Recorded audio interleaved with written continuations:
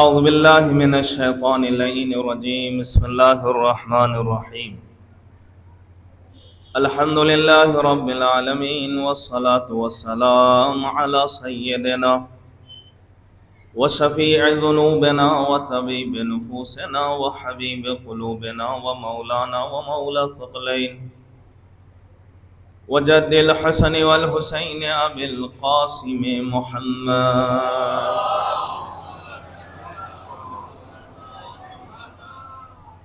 وعلى آله الطيبين الطاهرين المعصومين المظلومين، ولعنة الله على أعدائهم أجمعين. أما بعد، فقد قال الله تبارك وتعالى في القرآن المجيد: أعوذ بالله من غضب الجبار، رضوان من الله أكبر. صلوات پڑھیں محمد والا.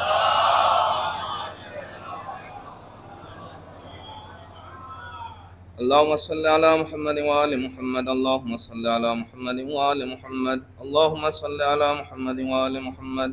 بسم الله الرحمن الرحيم. الحمد لله رب العالمين الرحمن الرحيم مالك يوم الدين. إياك نعبد وإياك نستعين. اهدنا الصراط المستقيم، صراط الذين أنعمت عليهم غير المغضوب عليهم ولا الضالين. بسم الله الرحمن الرحيم. قل هو الله أحد الله الصمد لم يلد ولم يولد ولم يكن له كفوا أحد. بسم الله الرحمن الرحيم. قل هو الله أحد الله الصمد لم يلد ولم يولد ولم يكن له كفوا أحد. بسم الله الرحمن الرحيم. قل هو الله أحد الله الصمد لم يلد ولم يولد ولم يكن له كفوا أحد. اللهم صل على محمد وآل محمد. اللهم صل على محمد وآل محمد. اللهم صل على محمد وآل محمد. بارک علی محمد وآل محمد. کو 17ویں سورہ کا ثواب مرحوم علی افسر ابن ابرار حسین کی روح تک خدایا پہنچا دے. صلوات پڑھیں محمد وآل.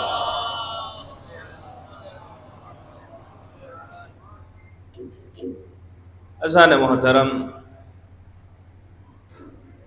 بہت تیزی سے کچھ مطالب آپ کے سامنے پیش کرنے.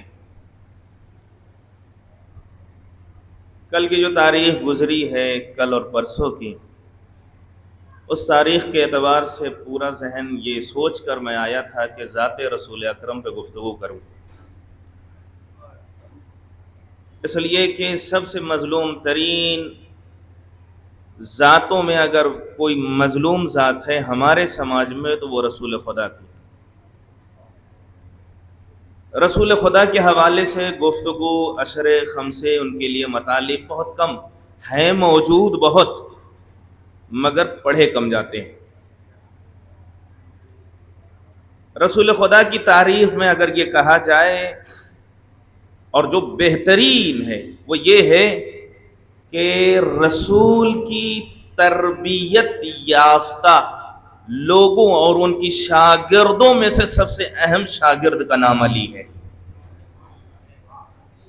رسول کے بہترین مربی رسول مربی ہے نا. تربیت اگر رسول کی کہیں دیکھنی ہے تو وہ علی کی صورت میں نظر آئے گی.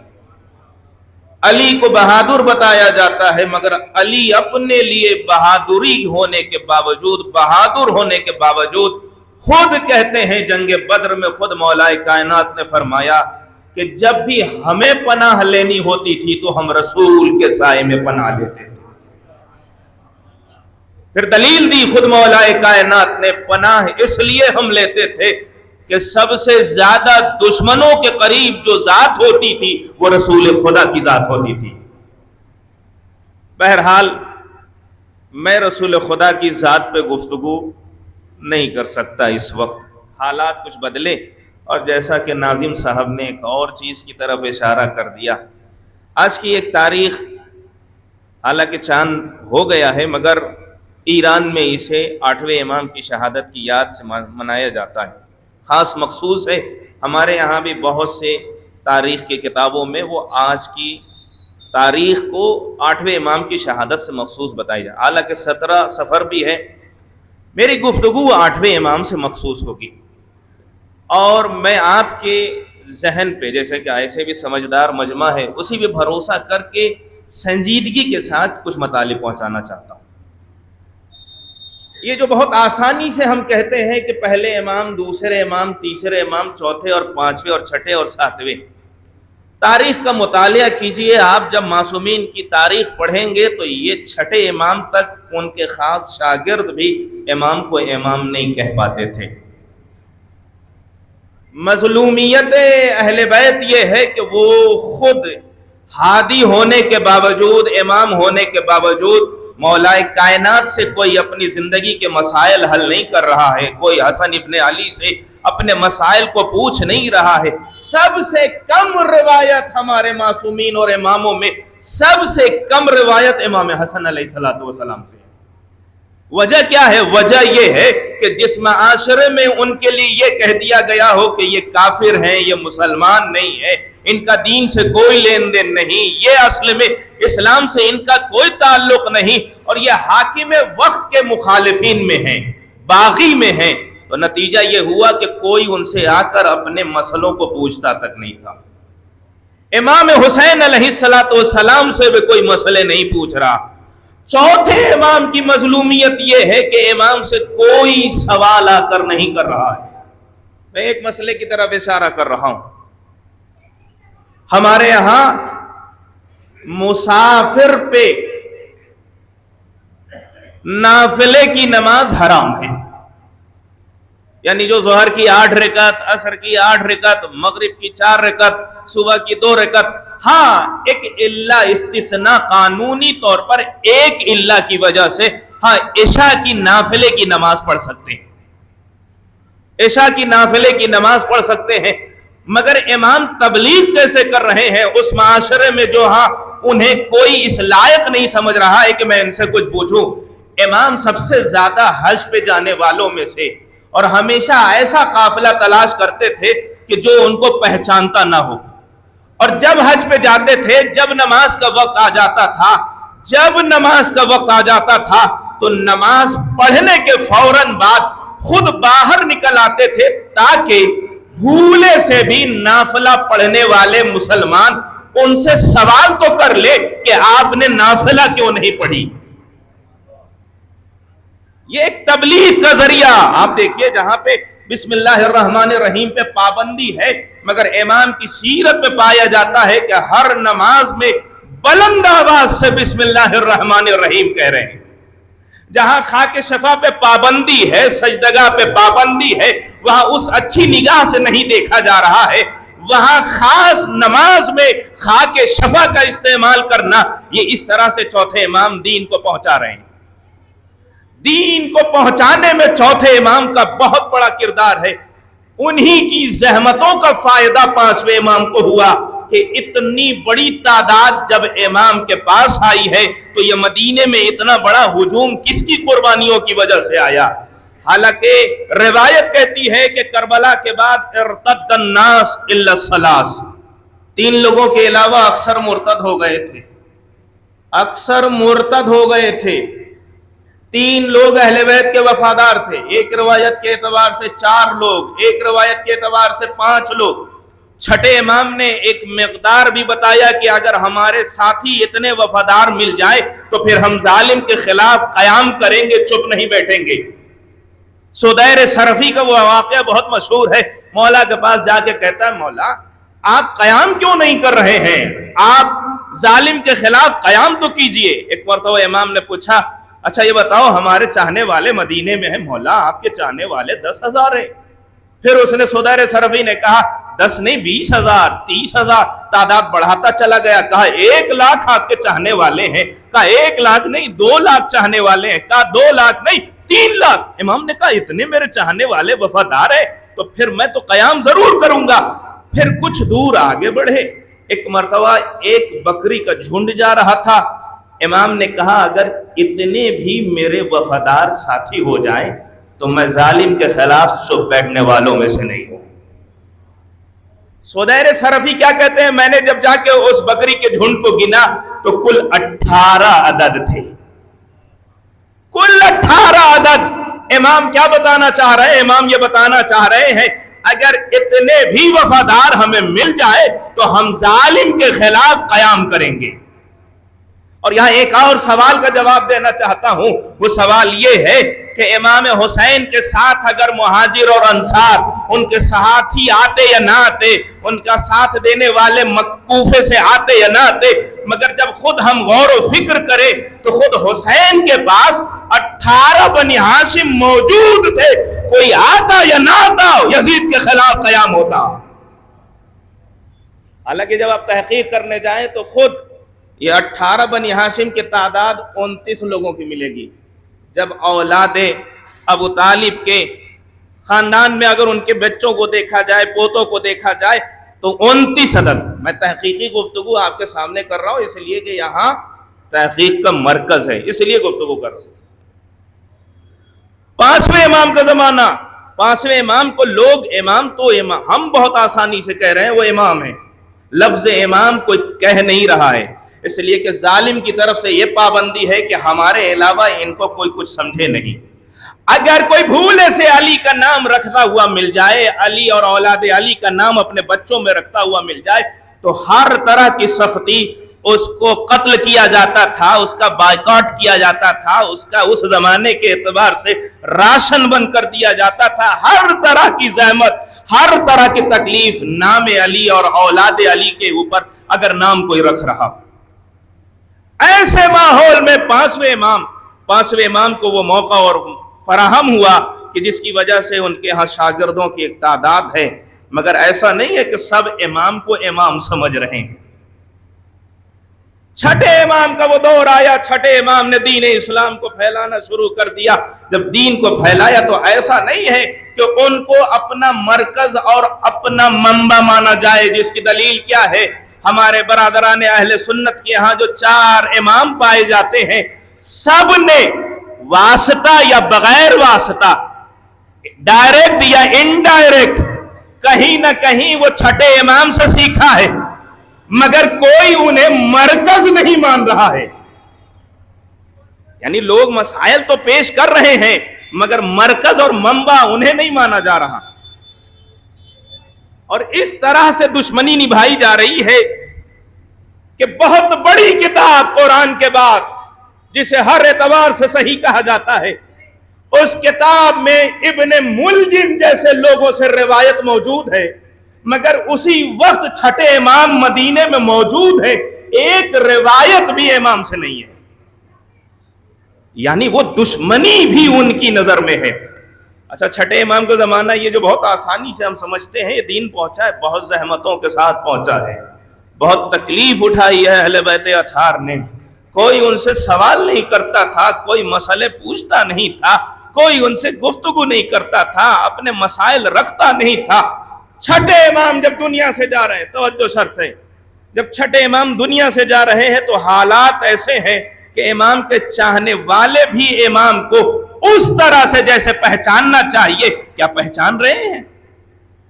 نہیں. جب امام دنیا سے گئے تو امام نے وصیت میں حالات ایسے ہیں کہ امام اپنے خاص شاگردوں سے بھی نہیں کہہ سکتے کہ میرے فوراً بعد میرا یہ بیٹا میری جگہ پہ جانشین ہوگا.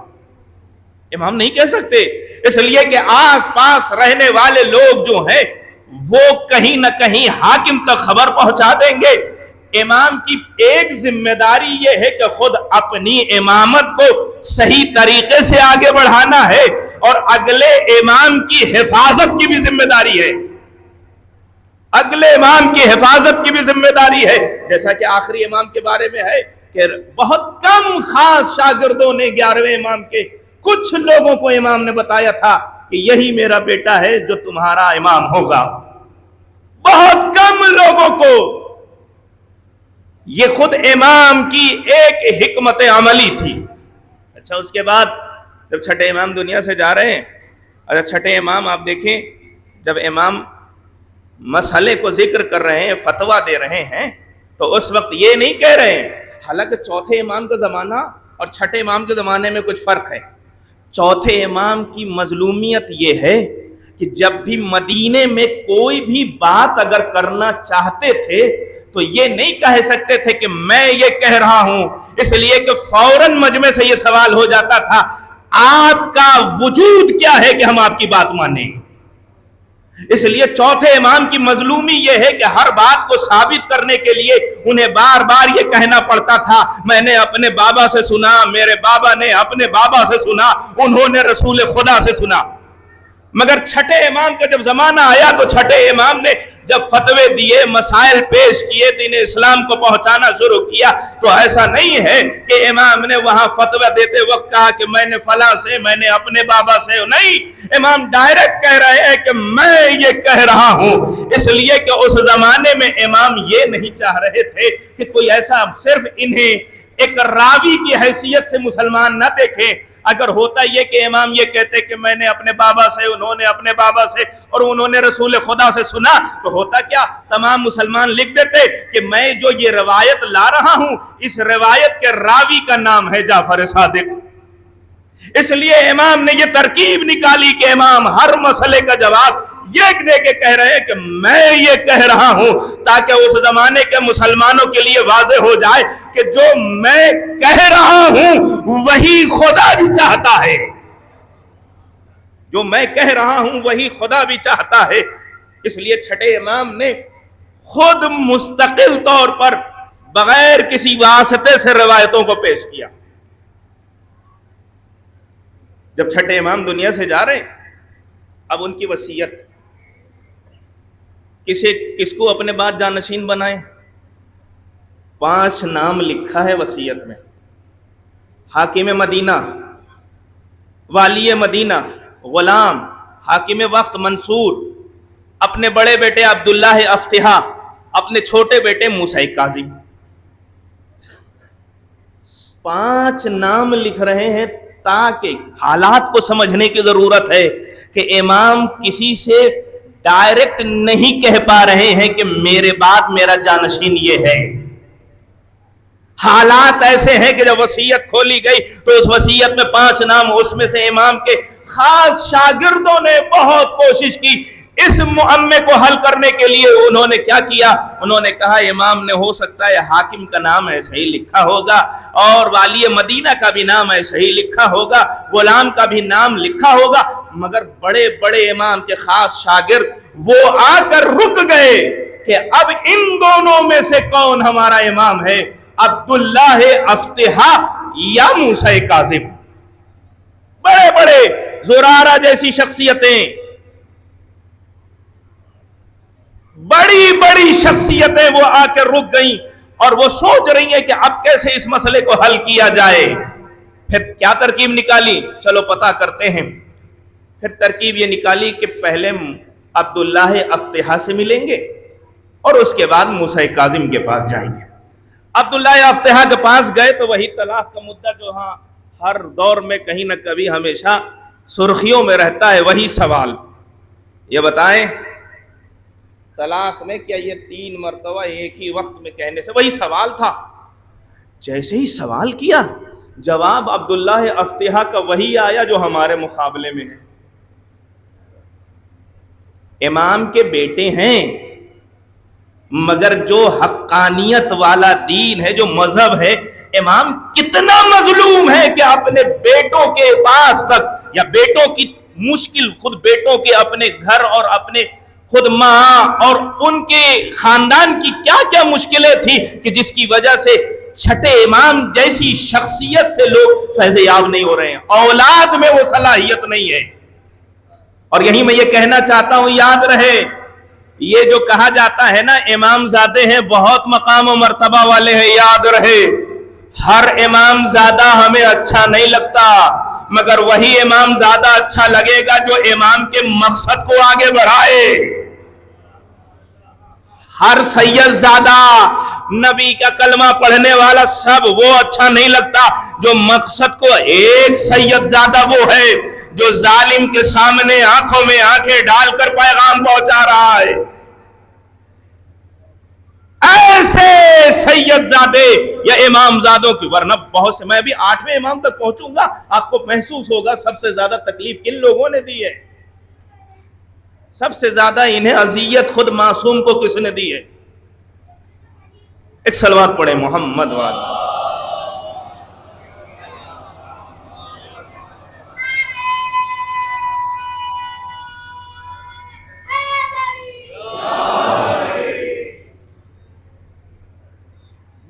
ہی یہ عبداللہ افتحا سے مل کے واپس ہوئے، اب موسیٰ کاظم کے پاس پہنچے۔ جب وہاں پہنچے تو ایسا نہیں ہے کہ اب طے ہو گیا ہے کہ 4 کو تو ہم نے کراس لگا لیا ہے، یہ یقیناً ہمارے امام ہوں گے، نہیں، یقیناً ہمارے امام نہیں ہیں۔ وہ وہی پھر سوال چیک کرنے کے لیے کہ واقعاً یہ ہمارے امام ہیں کہ نہیں۔ جیسے ہی سوال کیا فوراً امام نے جواب دیا، اور اس کے بعد کہا اب میرے کو چاہنے والے فلاں فلاں علاقے میں ہیں، وہاں چلے جانا، انہیں بھی بتا دینا کہ ان کا امام کون ہے۔ سمجھ میں آیا؟ حالات ایسے ہیں کہ چھٹے امام کے خاص شاگرد امام کی شہادت کے بعد انہیں یہ تک نہیں معلوم کہ امام کی شہادت کے بعد پھر امام کون ہے۔ ایسے ماحول سے ہوتا ہوا یہ ہمارا دین جو بہترین دین ہے کربلا، یہ جو ہم تک پہنچی ہے بہت زحمتوں کے بعد۔ اور بہت سے جوان جو کہتے ہیں اپنے ماں باپ سے کہ آپ نے ہمارے لیے کیا کیا ہے، حضور جو 12 اماموں کا نام چھٹے امام کے شاگردوں کو نہیں یاد تھا، وہ بچپنے سے ہمارے ماں باپ نے 12 اماموں کا نام یاد کرا دیا۔ ابھی اور ذرا سمجھنے کی ضرورت ہے۔ 7ویں امام کا زمانہ آپ دیکھیے، تحقیق کیجئے 7ویں امام کو کیوں جیل میں ڈالا جا رہا ہے، بار بار جیل میں ڈالا جا رہا ہے، کیوں ڈالا جا رہا ہے؟ آخر کیا کیا، کیوں ان کو جیل میں ڈالا جا رہا ہے؟ ظالم کیوں گھبرا گیا ہے؟ اس لیے کہ 7ویں امام کا ایک لقب ہے باب الحوائج، اور یہ باب الحوائج لقب کس نے دیا ہے؟ اس زمانے کے اہل سنت کے بڑے بڑے قاضی القضات، ان لوگوں نے دیا ہے۔ دلیل کیا ہے؟ دلیل یہ ہے، یہ بھی ایک معصوم کی مظلومیت ہے۔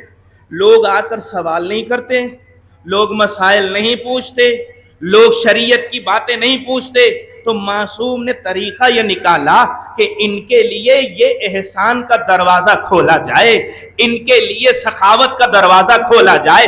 جب یہ آئیں گے اپنی مجبوری کے تحت اور جب ہم سے ملیں گے تو کم سے کم ایک کام تو یہ ہوگا کہ اگر ہماری دشمنی پہ سب تیار ہوں گے تو یہ ہماری دشمنی نہیں کریں گے۔ اس کو آپ دوسرے امام سے دیکھیے، دوسرے امام نے دسترخوان ان کا جو مشہور ہے، اس کی وجہ کیا ہے؟ چوتھے امام کے لیے کہا جاتا ہے کہ ہر رات دروازے پہ صرف فقیروں کی بھیڑ لگی رہتی تھی، اور اس امید سے کہ یہی وہ دروازہ ہے جہاں سب کچھ ملے گا۔ فقیروں میں سے ایک رات ایسی آئی کہ جب سب کھڑے رہے، صبح ہو گئی، اور جب دروازہ نہیں کھلا تو سارے فقیر آپس میں مل کے کہہ رہے تھے لگ رہا ہے جو ہمیں دیتا تھا وہ دنیا سے چلا گیا۔ یہ چوتھے امام کے لیے ہے۔ 5ویں امام، چھٹے امام اور خاص 7ویں امام۔ 7ویں امام نے کیسی مدد کی؟ 7ویں امام نے اس طرح سے سخاوت کی ہے کہ اس سخاوت کے لیے کہا جاتا ہے کہ حاکم کے دربار میں رہنے والے ہر وزیر اور ہر ضرورت جو بھی اس حکومت کے بھی حصے دار تھے، ان کو بھی جب اپنی ضرورت پیش آتی تھی تو وہ 7ویں امام کے دروازے پہ آتے تھے، اور وہ بے ساختہ حاکم سے جا کے کہتے تھے کہ تمہارا جو تم لوگوں کو دیتے ہو اور جو موسیٰ کاظم لوگوں کو عطا کرتے ہیں، دونوں میں بہت آسمان زمین کا فرق ہے۔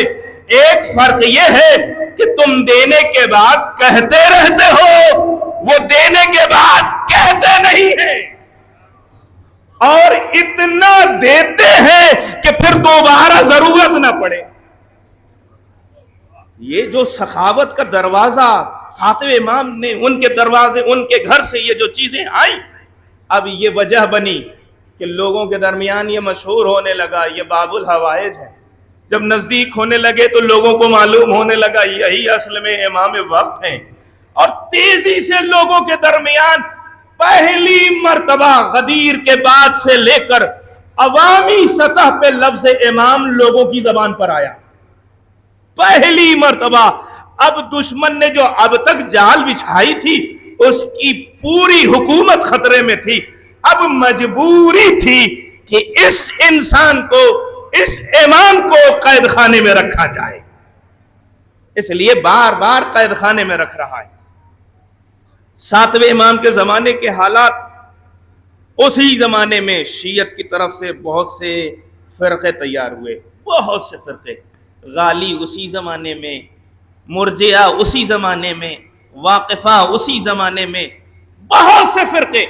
اور اس خود ایک تحقیق کا موضوع ہے کہ بنی امیہ نے کیا کیا تحریفات کی ہیں، کیا کیا بدعتیں اسلام میں لائی ہیں، اسی طرح بنی عباس نے کیا کیا تحریف کی ہیں اور کیا کیا بدعتوں کو رکھا ہے. یہ خود ایک بنی عباس کا پری پلان، ایک نظام اس کا کہ کیسے اہل بیت کو، جہاں سب لوگ اب تیزی سے اہل بیت کے قریب ہو رہے ہیں، امام کے قریب ہو رہے ہیں، اس وقت اب روایتیں گڑھی اس لیے جا رہی ہیں کہ کہیں ایسا نہ ہو کہ لوگ حقیقی امام تک پہنچ جائیں اور ہم بھی تو رسول ہی کی نسل سے آ رہے ہیں. تو بنی عباس نے یہ سیاست کی. اچھا، ساتویں امام کے اوپر جو ظلم ہے اسے بھی سمجھنے کی ضرورت ہے. ساتویں امام جب دنیا سے گئے، شہید ہو گئے، تو ساتویں امام کے لیے ایک لفظ، یہ واقفہ جو گروپ بنا ہے نا، واقفہ جو ٹھہر گیا ساتویں امام پہ آ کر، یہاں ایک چیز کی طرف اشارہ آج چاند کمیٹی نے اعلان کیا ہے چاند کے حوالے سے. تو وہی چاند کی ایک بات، اس لیے کہ ہمارے یہاں صرف عید کے چاند کے لیے بڑے بڑے وکیل نظر آتے ہیں. پھر اس کے بعد سال بھر کیا ہوا، آیت اللہ سستانی نے اور کیا کہا، غزہ کے بارے میں کیا اسٹیٹمنٹ آیا، فلسطین، حزب اللہ، یمن، اس معاملے میں بہت خاموش رہتے ہیں، مگر چاند والے دن ضرور آتے ہیں، اس رات میں ضرور آ کے اپنے مسئلے کو پیش کرتے ہیں. اب یہاں ذرا سمجھنے کی ضرورت ہے.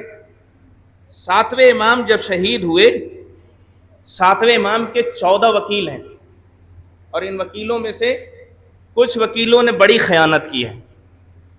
اور میں نے جہاں تاریخ میں پڑھا ہے وہ یہ ہے کہ تاریخ تشیع کا سب سے بڑا فتنہ، سب سے بڑا نقصان اس واقعے کے بعد ہوا ہے. تاریخ تشیع میں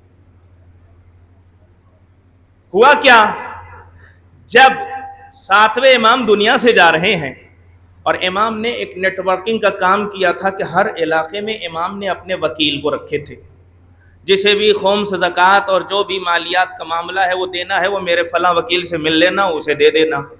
اس زمانے کے وکیل کا معاملہ یہ تھا کہ ایک ایک وکیل کے ہاتھ میں نہ جانے کئی علاقے بڑے بڑے ہوا کرتے تھے، بڑے بڑے علاقے ہوا کرتے تھے.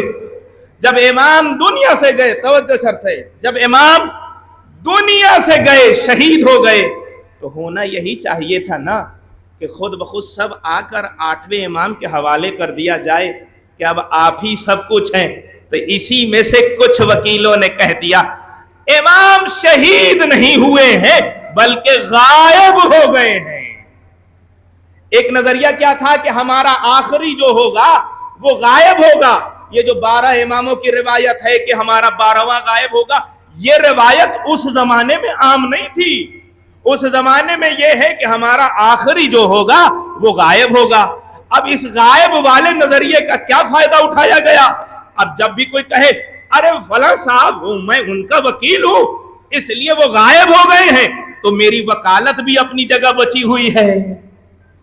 یہ 7ویں امام کی شہادت کے بعد 8ویں امام کا انکار کرنے والے کوئی اور نہیں ہیں، اپنوں میں سے ہیں، اپنوں میں سے ہیں. ایک لقب ہے یا غریب الغربا، جو 8ویں امام کا لقب ہے نا، اس کی بھی میں وضاحت کرتا ہوں. ایک صلوات پڑھے محمد والا.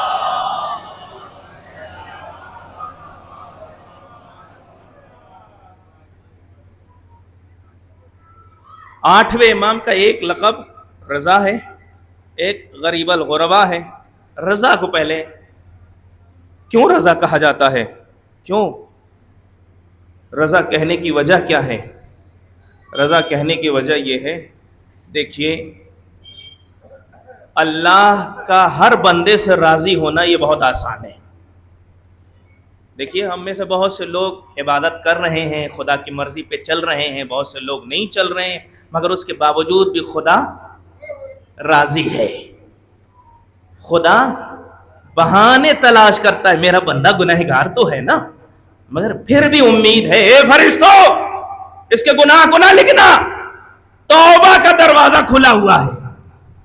کتنا مہربان ہے جس کے لیے دعائے کمیل میں یا سریع الرضا، سب سے تیز راضی ہونے والا، اللہ بندوں سے ہر وقت راضی ہو جاتا ہے، یہ بہت آسان ہے، مگر اس کے مقابلے میں ہر لمحہ بندہ خدا سے راضی ہو یہ بہت سخت ہے۔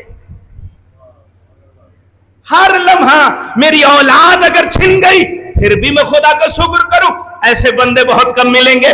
یا تو کربلا میں حسین کو دیکھا جائے گا یا حسین جیسا مزاج رکھنے والے۔ ہماری نوکری چھن جائے اس کے بعد بھی خدا کا شکر، ہماری اگر طبیعت خراب ہو جائے اس کے بعد بھی خدا کا شکر، ہمارے اوپر اگر کوئی مصیبت آ جائے اس کے بعد بھی خدا کا شکر، جوان بیٹا اگر چلا جائے تو بھی خدا کا شکر، گھر میں اگر کوئی کمانے والا ہے وہی اگر چلا جائے تو خدا کا شکر۔ ایسے بندے بہت کم ملتے ہیں جو ہر خدا کی ہر چیز پر راضی رہے۔ اب سمجھ میں آیا آٹھویں امام کا رضا لقب کیوں ہے؟ اللہ کی ہر چیز پر جو خود کو راضی رکھے اسے امام رضا کہتے ہیں، اسے امام رضا کہتے ہیں۔ تب جا کر ان کا لقب یہ رضا کا جو ہمارے سامنے ہے۔ اور ہماری زندگی میں آپ دیکھتے ہیں بہت سے لوگ پریشان، بہت سے لوگ چھوٹی چھوٹی چیزوں میں شکایتیں، کسی کے ہاں اگر مشکل آ جاتی ہے تو فوراً وہ واسطہ دینے لگتے ہیں، اتنے سال سے میں مجلس پڑھ رہا ہوں میرے ہی گھر میں ایسی بیماری آ گئی۔ ایسا نہیں ہے، اتنے دنوں کی زحمتوں کو صرف ایک چھوٹی سی بیماری کے اوپر اس کو نہ تولیں۔ ہم فوراً یہ کام کرتے ہیں، ہم فوراً یہ کام کرتے ہیں۔ ایک لقب جو ہے وہ ہے غریب الغربا کا، اسے میں ذکر کرنا چاہتا ہوں۔ دو چیزوں کو ذکر کر کے مصائب کی طرف سے، لیکن میری طرف سے بھی کچھ مشکل ہے ٹرین کی، جس کی وجہ سے میں جلدی سے سمیٹنا چاہتا ہوں۔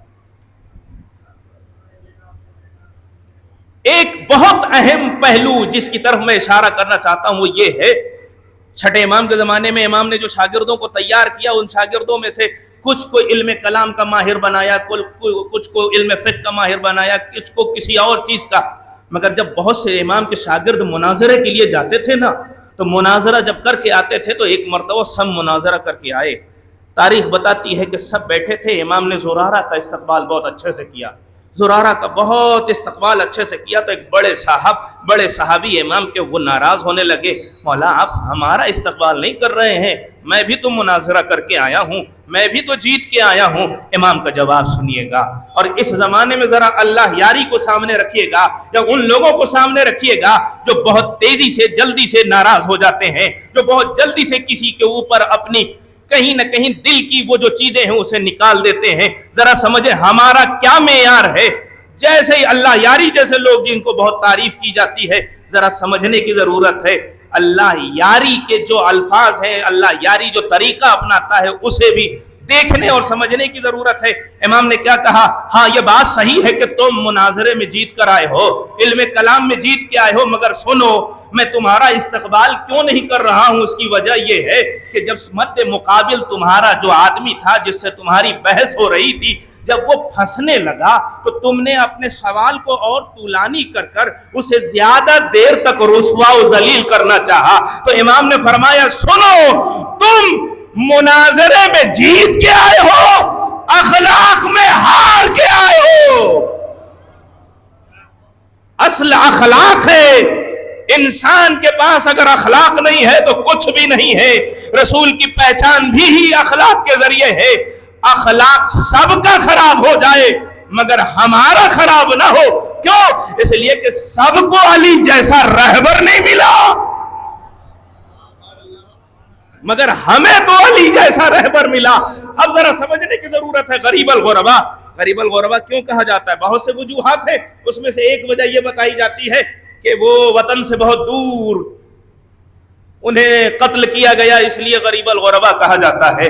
حضور اگر یہی وجہ ہے تو امام حسین بھی غریب الغربا ہوئے، اور بھی بہت سے امام جو وطن سے دور تھے وہ بھی غریب الغربا ہوئے، مگر غریب الغربا ہونے کی ایک اہم وجہ جو تاریخ نے لکھی ہے وہ یہ ہے کہ 7ویں امام کثیر الاولاد ہیں، 35 اولادیں ہیں، اکثر اولاد امام کی یعنی خود 8ویں امام کے بھائی اور بہن، ان لوگوں کا معیار یہ ہے کہ 8ویں امام کو امام نہیں مان رہے ہیں. بہت کم بھائی بہن ہیں جو 8ویں امام کو امام. انسان باہر کی تکلیف برداشت کر سکتا ہے مگر گھر کی تکلیف، گھر میں اگر بولے گئے وہ جملے جو گھر والوں کی زبان سے آتے ہیں وہ بہت آسان نہیں ہوتے. 8ویں امام پر الزام لگانے والے باہر کے نہیں ہیں، بھائیوں نے انکار کر دیا کہ آپ ہمارے بابا کی اولاد ہی نہیں ہیں. بھائیوں نے انکار کر دیا. ایسے ماحول میں کیوں غریب الغربا کہا جا رہا ہے؟ اس امام کی غربت یہ ہے کہ اپنے گھر میں بھی اسے امام نہیں مانا جاتا. اس لیے ایک وجہ غریب الغربا کی یہ ہے. اسی میں معصوم قم کی کیوں تعریف ہے؟ معصوم قم کی تعریف اس وجہ سے ہے کہ جہاں کوئی انہیں امام نہیں مان رہا ہے وہاں یہ اکیلی بہن کہہ رہی ہے کہ آپ ہی ہمارے امام ہیں، آپ ہی ہمارے امام ہیں. حتیٰ یہ بھی کہا کہ جب بھی شادی کی بات کی گئی کہ آپ کی شادی کا حق کس کے ہاتھ میں ہے، کہا میرے اس زمانے کے امام وقت کے ہاتھ میں ہے، یعنی 8ویں امام کو امام مانتی تھی. تب کہیں جا کے جب بھی تاریخ پڑھی جاتی ہے یا جو لوگ زیارتوں پہ جاتے ہیں وہ معصوم قم کی اہمیت کو سمجھتے ہیں. یہ میں نے اس لیے ذکر کیا تاکہ ہم اپنے زمانے کے امام کی معرفت کو سمجھ سکیں. بس ہمارے پاس بھی ہم اپنے امام کی معرفت میں بھی بہت سی چیزوں کو نہیں سمجھتے. معرفت ہمارے پاس اپنے امام کی اس اعتبار سے نہیں ہے جیسے ہونی چاہیے. رضوان من اللہ اکبر، اللہ کی چھوٹی سی اگر مرضی مل جائے تو وہ سب سے بڑی ہے. صرف ایک چھوٹی سی مرضی، وہ مرضی اگر مل گئی تو زندگی ایسے ہی پار ہو جائے گی. کیا ہم نے اپنے امام کو واقعاً مانا؟ جب کسی مہمان کو گھر بلاتے ہیں تو مہمان کے لیے تیاریاں کرتے ہیں. اپنے امام کے لیے وقت بہت تیزی سے گزر رہا ہے. کیا اس سال ہم اس امید سے، ابھی ہمارے یہاں یہ جو محرم ابھی ختم ہوگا تو ہم لوگ یہ کہیں گے زندہ رہیں گے تو اگلے برس روئیں گے مولا، یہ پڑھا جائے گا نا. مگر ہم کیوں نہیں یہ دعا کریں کہ اگلا محرم خود امام کے ساتھ ہو، خود امام کے ساتھ ہو. اور جب یہ دعا کریں گے تو پھر صرف یہ ساتھ ہونے کی دعا نہیں ہوگی، خود کو تیار کرنے کی ضرورت آئے گی. اپنے آپ کو خود سوچیں، کیا ہمارا نماز سے تعلق ہے؟ ہم امام کے لشکر میں پہنچیں گے؟ اول وقت نماز کو اہمیت دے. اچھا نماز روزہ ٹھیک ہے، یہ تو عبادت ہے، کیا دوسروں کا حق مار کے سوچیں کہ ہم امام کے لشکر میں پہنچ جائیں گے؟ میرے اختیار میں تھا کہ میں ایک حقدار کو کہیں نوکری پہ لگا سکتا تھا، مگر اس کا حق میں نے مار دیا تو کیا میں اس کے باوجود بھی امام تک پہنچ جاؤں گا؟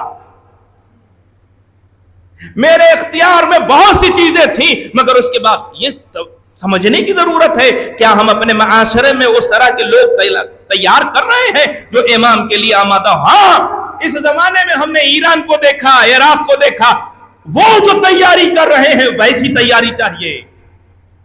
اگر کبھی آواز آ جائے تمہیں امام بلا رہے ہیں تو کہیں ایسا نہ ہو کہ مجھ جیسا یہ خطیب کہے کہ اگلے دن کا میں کانپور کا وعدہ لے چکا ہوں، پہلے وہ مجلس پڑھوں گا بعد میں آؤں گا.